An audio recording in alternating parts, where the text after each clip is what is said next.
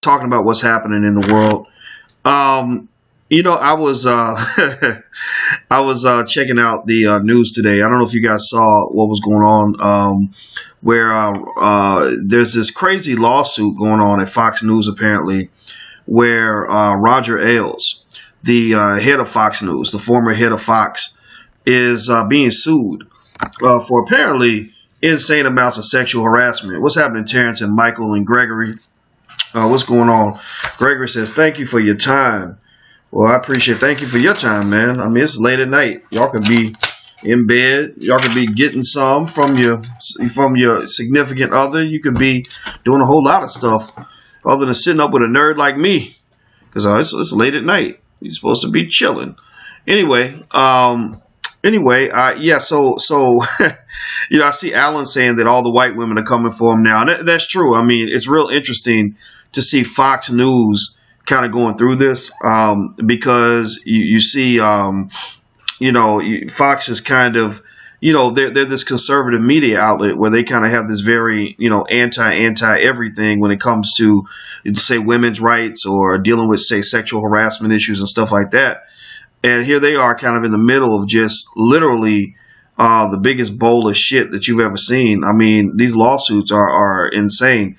And apparently Stacey Dash's name is now in the middle of it. Stacey, according to this lawsuit, which was filed by a former host by the name of Andrea Tantaros, who is going to be Andrea Banker County Roast, because she's going to get paid. She's going to get paid. She's going to have big money. And for that amount of money, I would take a little harassment for that kind of money, as long as you don't do nothing, as long as you don't touch me or nothing. You can tell me I'm cute and I'll take that money. I'm kidding. I'm joking. Sexual harassment is a very serious thing. And, but it looks like Fox is going to pay for it. And, really with Fox, I think that it's, I don't have a problem seeing them go through these lawsuits. It's nice to see them kind of implode from the inside out. It's interesting to see them implode as well as implode or explode. Basically, they're falling apart. I mean, with these lawsuits, it's getting real messy, and it's going to really change the culture of that corporation and that organization. I think it's going to cause a lot of people in the organization to rethink their politics too. A lot of the women on Fox are the first ones to jump out and say whatever when it comes to like fighting other women on sexual harassment issues. And here they are, filing this big lawsuit saying, hey, these guys that we were protecting, they were actually harassing us. And so I think that's going to be an interesting dynamic in terms of seeing how that all plays out. Because as you know, I mean, you can't do that type of stuff in a corporate setting. You really, you're gonna get ate up. And maybe Fox, maybe their arrogance has caught up with them. I don't know. But I remember Bill O'Reilly. If y'all really want to see some interesting history, go read up about Bill O'Reilly's sexual harassment suits.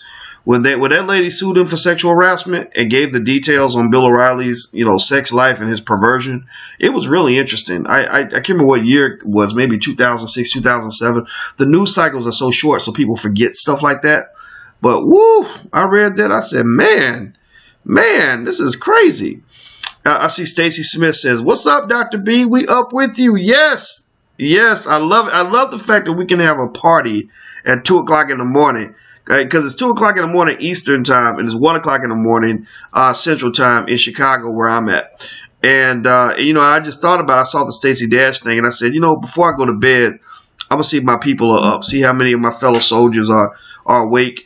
In fact, I just got a message from Iola from London, who is going to coordinate. If you live in London, just know Iola's going to make it happen. She's going to get me to London, and I have a crew that supports us. We got some soldiers in London that have our back. So I'm going to show up in London, and I'm going to stay in Europe for weeks and weeks and weeks, maybe about 5 or 6 weeks.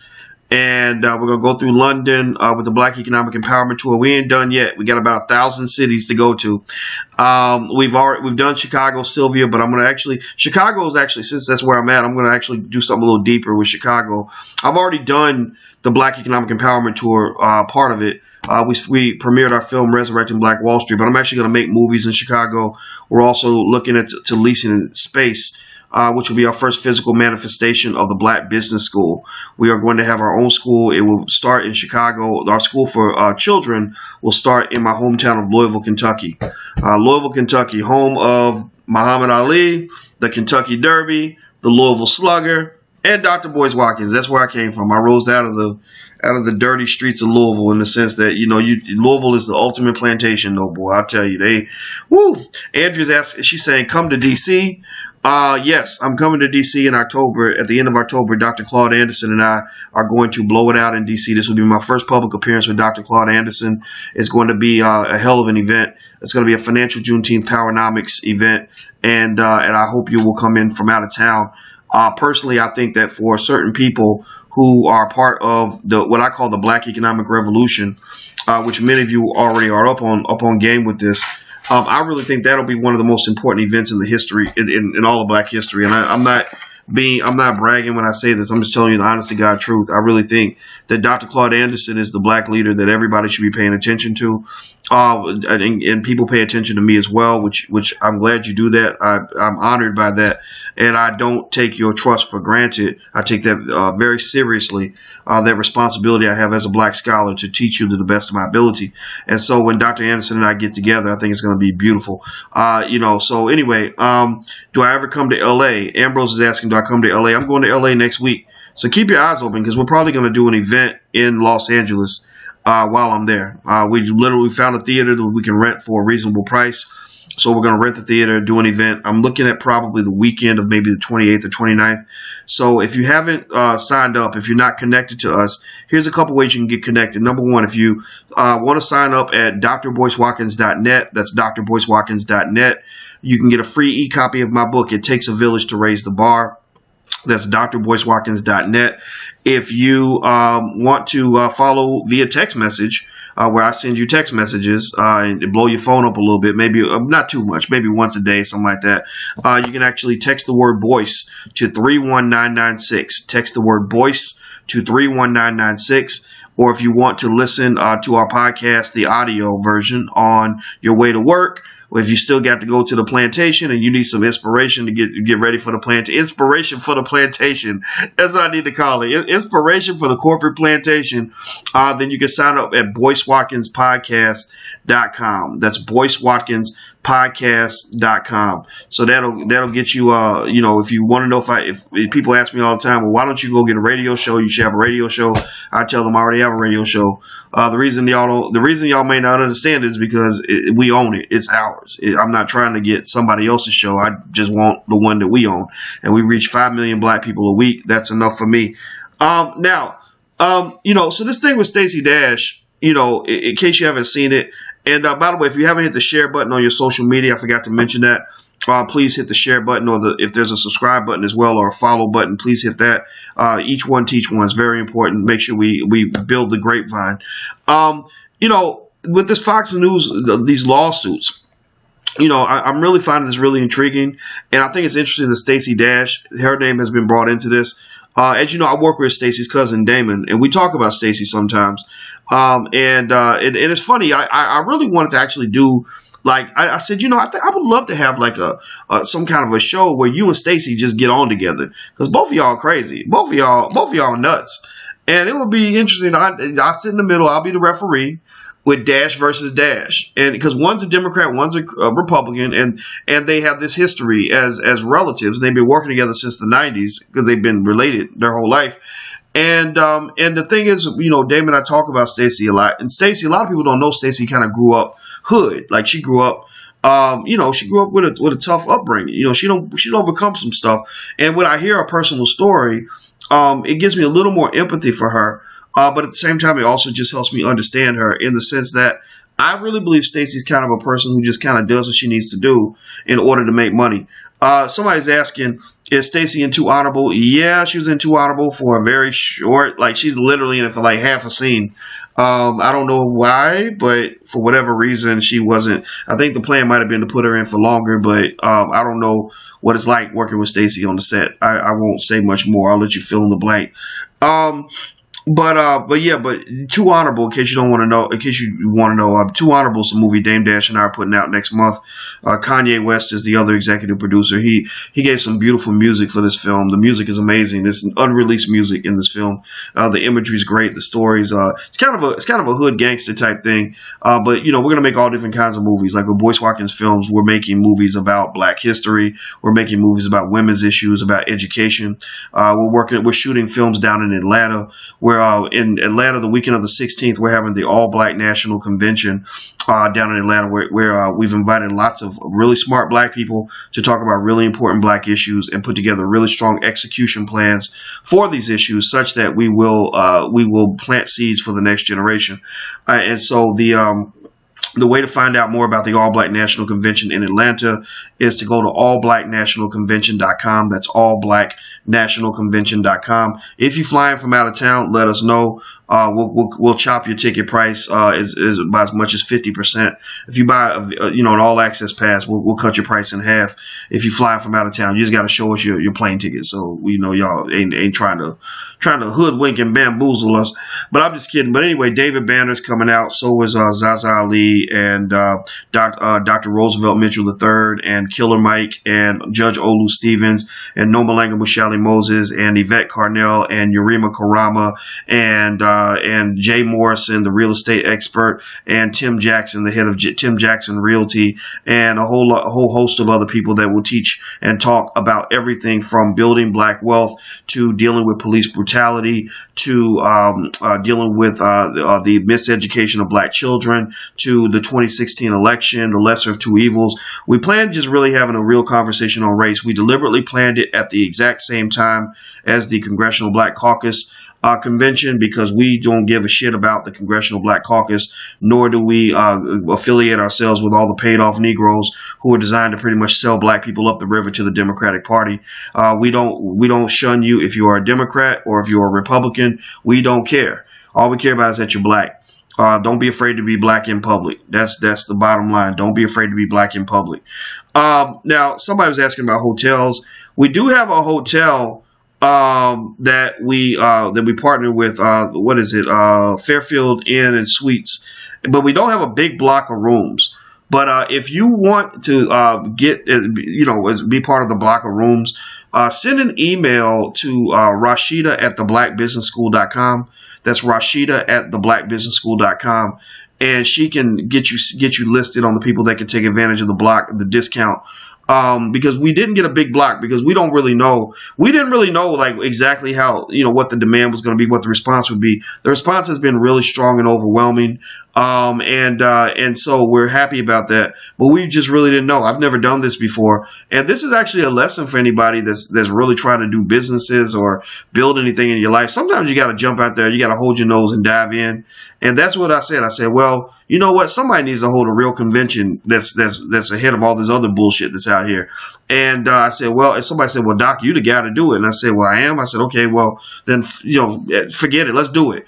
And the thing is, we have rules. We have codes of conduct. Our code of conduct is that we really don't like to take sponsorship from corporations or organizations that are outside of the Black community. So we had to pull it off ourselves. We used all of our own money, invested every penny that was invested by us, by the Black Business School and the Black Wealth Boot Camp. These things only exist really because we use this to support the other things that we're trying to do for the community. So when you take a class at theblackbusinessschool.com, you're supporting our revolution. And that's what it is, So, Rashida, Rashida. Somebody's asking how to spell it. Rick is. Also, if you just want my email address and you need it, you want to connect somehow, you want us to help you out somehow, we're here for you as well. Email me at boyce@boycewatkins.com. That's boyce@boycewatkins.com. What I would only ask is that if you want to talk to me one-on-one, just understand that I get 1,000 messages a day. So my ability to talk to anybody one-on-one is almost exactly dead. But we do have, I have a coaching program where I answer questions all day. All I'll do is answer questions on video, and I save the video and I answer your specific question with a guaranteed answer, and I put it into the course content. And that's at askdrboyce.com. And people like that course a lot because it gives them a chance to talk to me without it costing a whole lot. So anyway, So, but if you email me, you'll get an autoresponder back. The autoresponder will list every team member that you can reach out to that can help you. If you want to promote your business, you want to sign up for our commerce network, you want to sign up for our crowdfunding platform, or whatever it is that we can do to help you raise money to promote your business. If you want to intern, we just started an internship program. We're trying to develop a scholarship program. We're trying to just do everything that we can. And we do that really a lot, honestly, in response to some of the Negro naysayers. Because, the thing is, the funny thing about Negro naysayers, that's what I call them, is these are the people, you know what I'm talking about. These are those black people that have a problem for every solution. Every time you do 10 things, they tell you why. They say, well, you didn't do the 11th thing over there, so you ain't really done nothing. And it's very draining at times because, you're trying your best. You put everything you got into it, every penny you got, you fight your ass off. And then somebody always says, well, you ain't doing enough. But the funny thing is the people who say that usually ain't doing nothing themselves. And so I kind of ignore it. But at the same time, I do use that to challenge myself to push harder. And as Minister Farrakhan told me in a conversation he and I had one time, we had a nice almost like a father-son conversation that lasted 3 hours. It was just me and him and one other person that was just there with me. And one thing he told me was that you can learn from your critics. And I respect that. It allows. So sometimes I'll get in situations where I'll be so mad and I'll literally say, okay, what would Farrakhan do in this situation? And so I take a deep breath and I try to respond with patience as opposed to frustration, because that's what you feel sometimes. But anyway, let's go back to Stacey Dash. Let's talk about that. In case you just arrived, we were talking about Stacey Dash and how it was revealed in this Fox News lawsuit that Roger Ailes, the head of Fox News, who's now in jeopardy of losing a lot of money, he referred to Stacey as the black girl, which I thought was just comically hilarious. Here she thinks she's down with these white folks, and they looking at her like she's just a nigga. Let's see. So in the lawsuit, here's some other things that they found that were really interesting. According to this lawsuit, the allegations are that Roger Ailes once said that Harris Faulkner has to be careful. She has the tendency to look like the angry black woman. I don't even know who Harris Faulkner is, but apparently it sounds like she's black. Let's see. Kimberly Guilfoyle, whatever you pronounce her name, host of The Five, was reportedly called by Ailes a Puerto Rican whore, easy, and a Puerto Rican street fighter. Wow. She also alleges that Ailes asked her if Guilfoyle was sleeping with co-host Eric Bolling. Now, personally, I don't think somebody asking if somebody else who somebody's having sex with is really that big of a deal.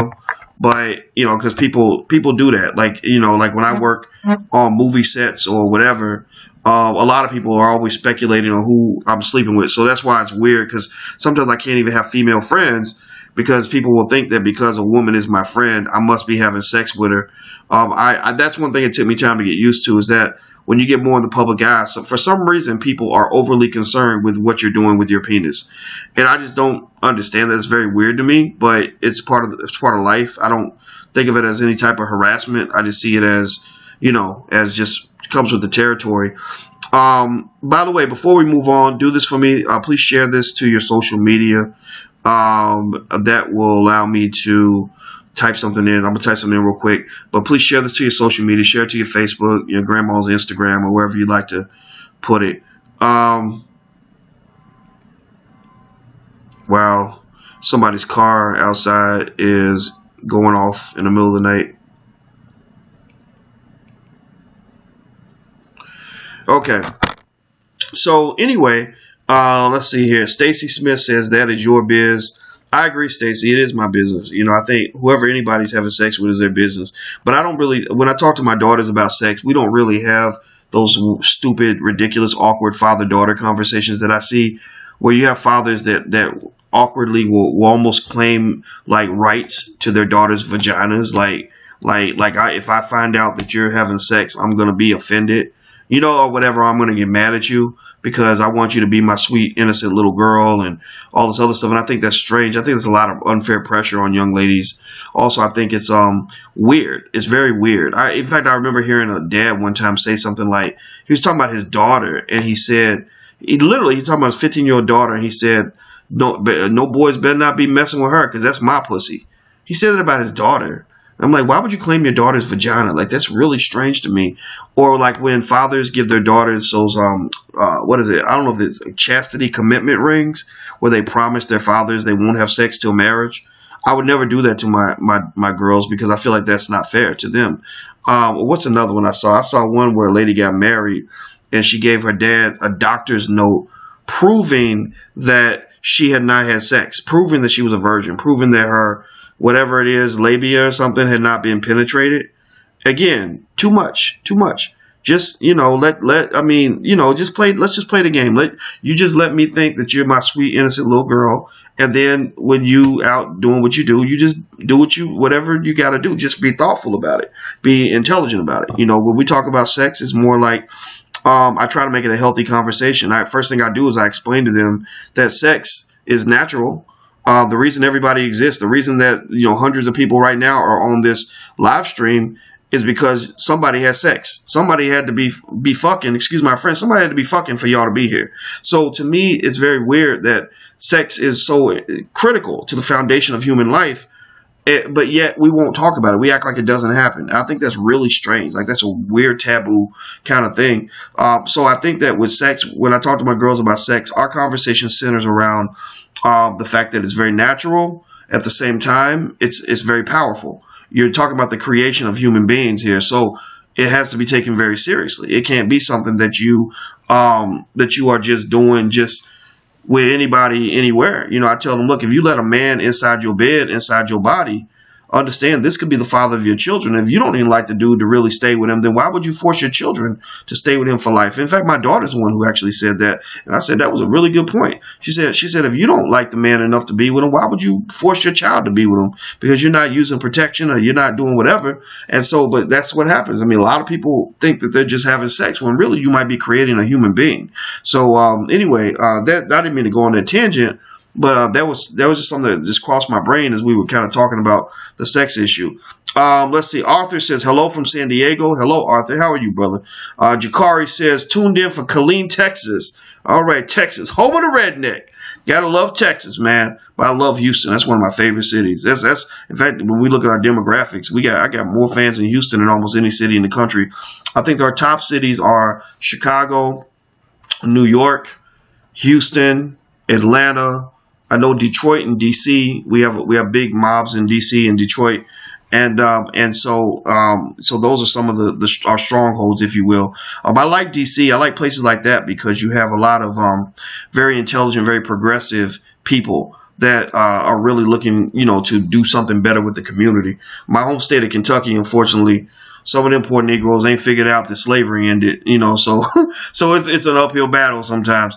Let's see. Kian is asking, do I drink coffee? Dr. Boyce, I don't know. Here's my coffee cup. There's something brown in it. I think can y'all see that? There we go. Let me, I think I do drink coffee. Casey's asking, do I come to Las Vegas? Yes. I was just in Vegas and I didn't see you there. You were not there when I came to Vegas. But yeah, I was in Vegas about a month ago and I learned very quickly that you do not come to Las Vegas in July. If you come to Las Vegas in July, you might die from heat stroke. Next time I come to Las Vegas, I'll be there in the wintertime. LA is asking about LA. Yes, I'll be in LA next week. We're going to actually hold an event in LA. And if you want to follow and decide if you want to come out, sign up at drboycewatkins.net. That's drboycewatkins.net. I will let everyone know on that list that what cities I'm coming to, so that when I come to your city, you won't miss me. So let's make sure we stay connected.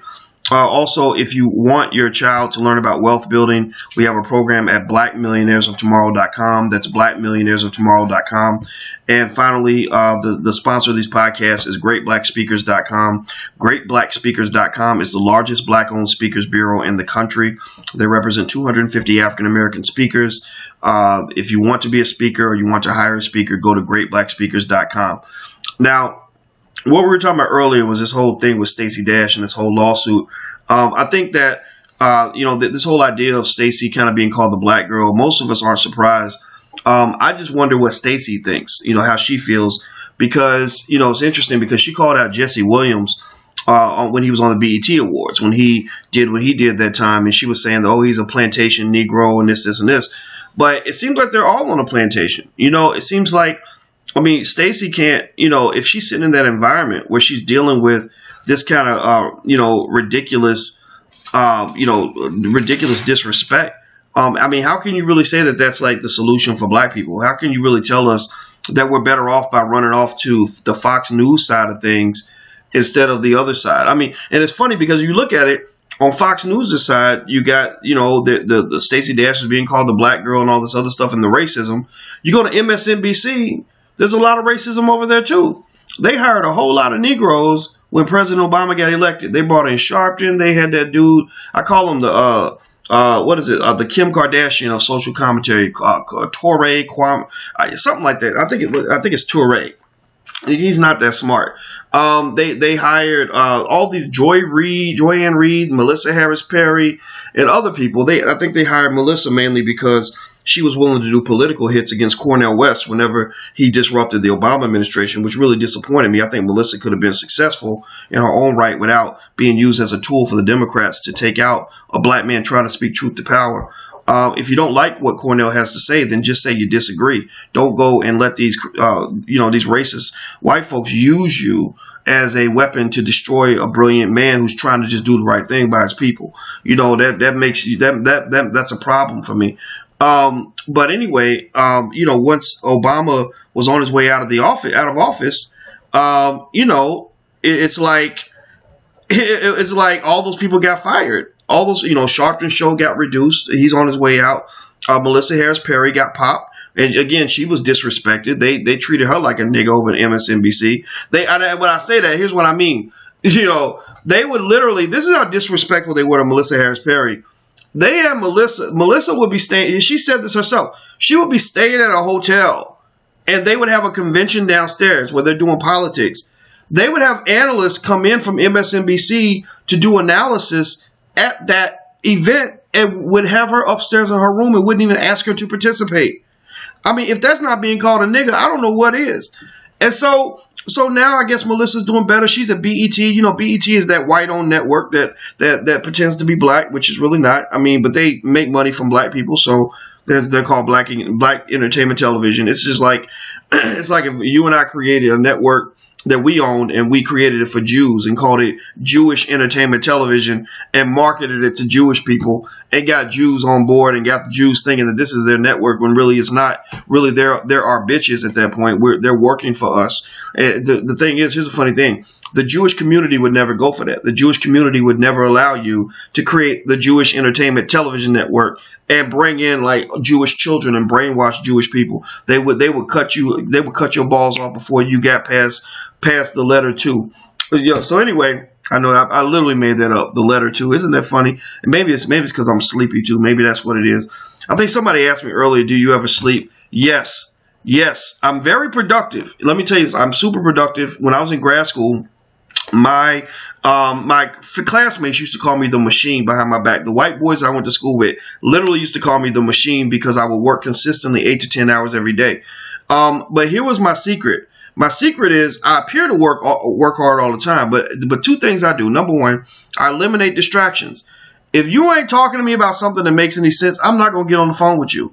I'm not going to be sitting there just wasting time with you. No, we're not going to sit down and go to dinner just to sit there and just do nothing. Don't get me wrong. Every now and then I'll socialize, but I tend to socialize with people that matter. My mama, my girls, my best friends, etc. Right? I'm not really going to waste time doing stuff because I noticed a long time ago that a lot of people can't fulfill their dream because they waste time. Like they go to work and you got people coming to your office talking to you about stupid stuff, or they got you going to meetings that don't go anywhere. So when I started my career at Syracuse, I deliberately picked the city of Syracuse. My advisor told me not to teach at Syracuse because he said you could teach at a better school because I was a pretty good student. But I said, no, I want to be there because there's no distractions. I can work from home. I'm 13 minutes away from my job. I only have to go into work 2 days a week. I can be productive. Second secret to my productivity is sleep.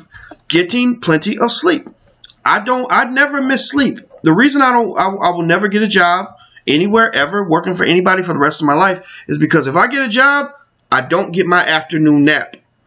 And that's very important. See, here's the thing. When I'm awake, I'm working really hard. When I get sleepy, I sleep, and I sleep until it's time to wake up. So I'm always well rested. So I may seem like I'm always going. It may seem like I'll never sleep, but that's not true. When I get sleepy, I'm in there snoring, and then when I'm done snoring, I get up. I'm like, okay, let's get it cracking. What we got next? What we gonna do next? And because I'm doing what I love, I don't roll out of bed. I bounce out of bed.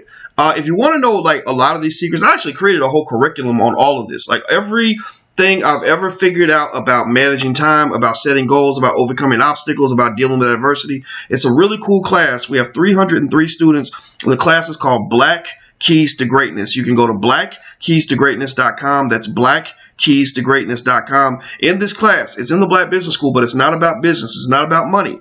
It's all about reaching your goals. It's all about becoming your best self. All of that comes down to a lot of really subtle tools when it comes to being able to focus, being able to ignore the dumbass next to you who's telling you that your idea is not going to work. Dealing with setbacks when you start off and it doesn't work out and you got to start again and you're feeling bad about yourself. We talk about all of that. So this is my favorite class because that's what I love. I love teaching about money, but I really love teaching about life. And I love the fact I met a 21-year-old brother. Go to my YouTube channel. You see the video. I had to videotape him because he was so crazy and excited. I was walking home from the Pancake House, not too far from where I live. And this brother blew his horn, like, you know, and usually black folks will recognize me when I'm going to the Pancake House because, again, I get a lot of people my people are in Chicago, and I love it, right? So this young brother, about 21, he's driving a pest control truck, and he blew his horn when I was across the street. And I'm like, whoa, I'm thinking he's going to run me over or something.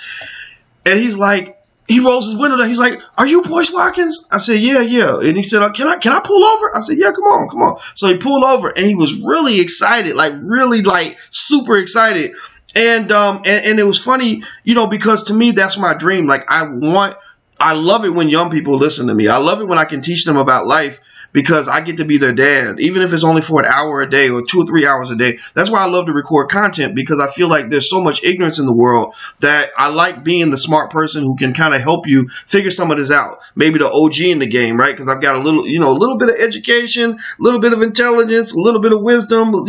45 is a good age. Like I can still understand what's going on in the world, but at the same time, I've lived a little bit. And so really, that's what I love doing. So if I'm that person for you, I love being that person. If you're looking for a mentor, then I'll volunteer for that job because that's what I'm here for. I'm here for you.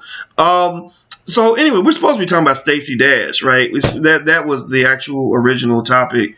And some people just get mad. They be like, man, you start off talking about one thing and then you start talking about all kinds of other shit and you just go off topic. But, that's what makes life fun. I'm going to answer some of your questions. Let me see here. Deuce says reparations. That's it. He just says the word reparations. So I assume, Deuce, that you mean, or you're asking me, or you're bringing up the topic that we deserve reparations. That's absolutely true. Black people deserve reparations. That's not even a conversation to me. Anybody who thinks that reparation is up for debate is out of their damn mind. Like, it's just stupid. So yeah, that's it. Just that's bottom line. Yeah. So reparations is a no-brainer. In fact, I think that should be our negotiating point with white people. Like, okay, look, we're going to rebuild our own communities. We're going to do this ourselves. We're going to do this takeover on our own without your help. But don't come over trying to be my friend and hold my hand at the Martin Luther King dinner and saying we shall overcome when you haven't had a real conversation about reparations. If you're a politician and you want to get on the phone with me to get me to somehow endorse you so that the black people who believe in what I say will back you up, don't come and talk to me about any of that until you talk about reparations. If you can't have a conversation about reparations and mass incarceration that makes sense, that shows me that you really understand what we're going through, then I really don't want to talk to you. So I've rejected every outreach I've received recently from every politician, even the third party people. One of Jill Stein's people reached out, and I like what Jill Stein does, but she's a liberal white woman and she cares a lot about things like the environment, which I think is fine. But I think racial issues are top priority all the time. So I'm really not even interested in talking to her. Maybe one day I'll talk to one of them, but right now that's not happening. I didn't talk to Obama's people either because I didn't, not because I disliked him. I endorsed him. I said, well, yeah, I mean, sure, he's better than Hillary, but it was like, I'm not really enthusiastic about what you're doing. I don't feel like what you're doing is really beneficial. I don't think that you're really trying to have a conversation, a back and forth discussion with the black community. I think you're trying to control black people. I think you're trying to use us to manipulate black people, and I'm not a fan of that.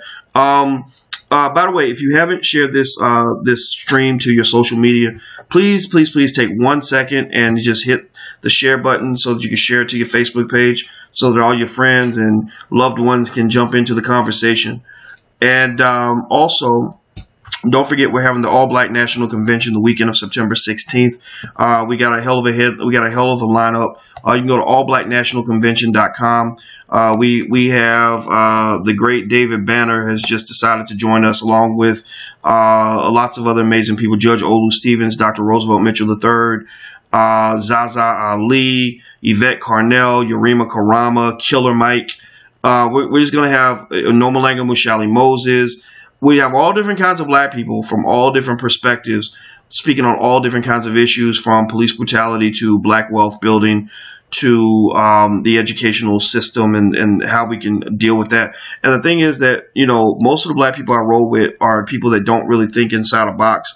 And that's probably why, we're not really, maybe one day we'll be more of the establishment, because I really believe that we're right. I think that we're going to change the trend in terms of how people think.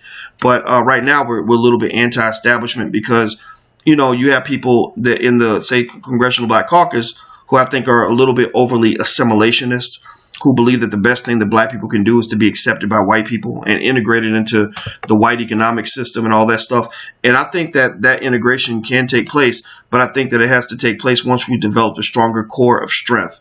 Once our core is strong, then we can integrate in a more effective way, because if you have a strong core, you can integrate and negotiate the terms of your integration. So it's almost like if you have a girl with low self-esteem, woman, whichever one it is, with low self-esteem, and somebody says, "Hey girl, I got a great husband for you. You can marry this guy."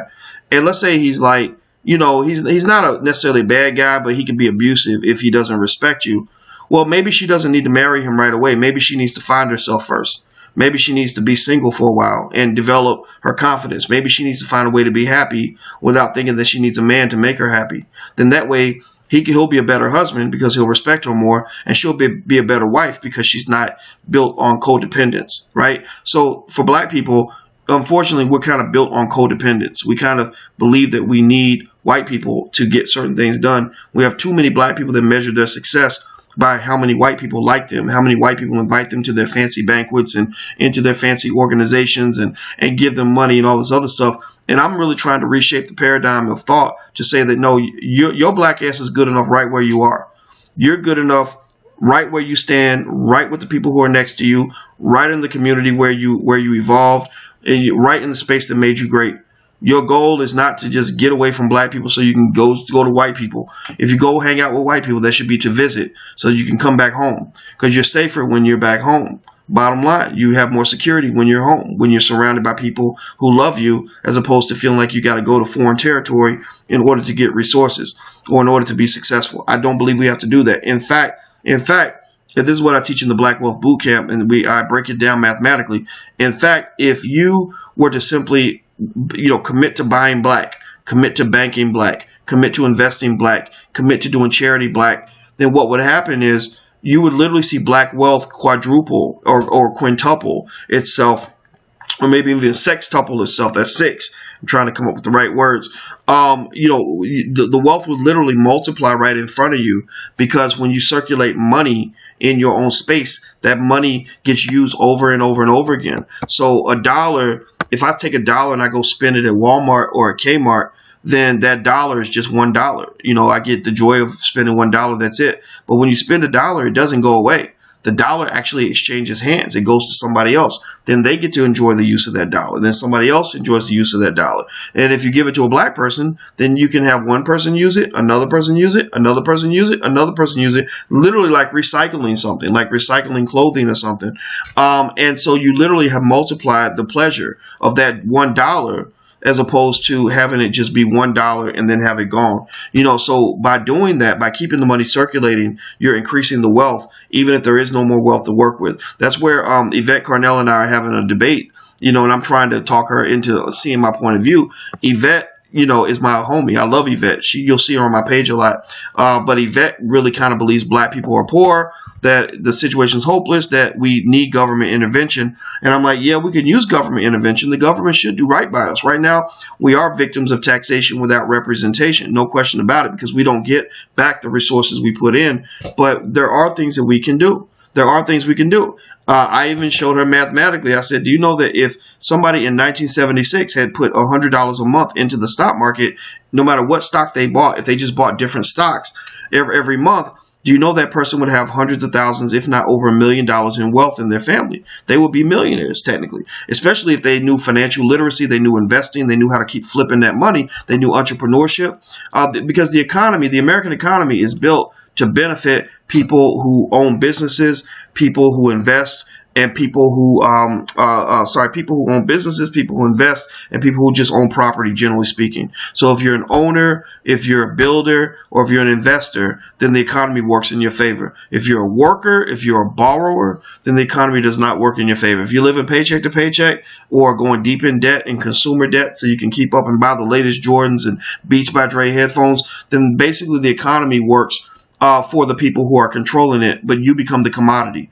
You become the pig in the slaughterhouse. You become the person that they need to keep acting a fool so they can stay rich. That's how this economy works. Capitalism is built on that survival of the fittest mindset. I didn't make the system, but I can tell you how to survive in it. In case you're interested, sorry. Excuse me, guys. I almost lost my voice. In case you're interested in joining one of our wealth building programs, we do have a Black Wealth Bootcamp coming up November 5th. You can actually sign up now at theblackwealthbootcamp.com. That's theblackwealthbootcamp.com. You go check that out. Somebody type that in if you don't mind. Also, if you want to book a speaker, become a public speaker, you can go to greatblackspeakers.com. That's our sponsor for the podcast, so I'm going to shout them out. The largest black-owned speakers bureau in the country. Also, if you're interested in joining us at the All Black National Convention, you can visit allblacknationalconvention.com. That's allblacknationalconvention.com. It's the weekend of September 16th in Atlanta. It's going down. A lot of people are going to be there. It's going to be amazing. So I'm going to go to sleep because it's late, and I see somebody's asking, do I have the name of the car company? I don't know which car company it is. Oh, Mark is mentioning an African car company from Ghana. You know what? I don't know the name of the car company, but if you know the car company, Mark, please feel free to email it to me at boyce@boycewatkins.com. That's boyce@boycewatkins.com, and check, and I can share the information, etc. So I'm about to get out of here, guys. I'm losing my voice because I'm getting sleepy. So I hope you guys have a wonderful evening, and it was a pleasure hanging out with you. And I love you, and I appreciate you, and I'll talk to you soon. Take care. Peace.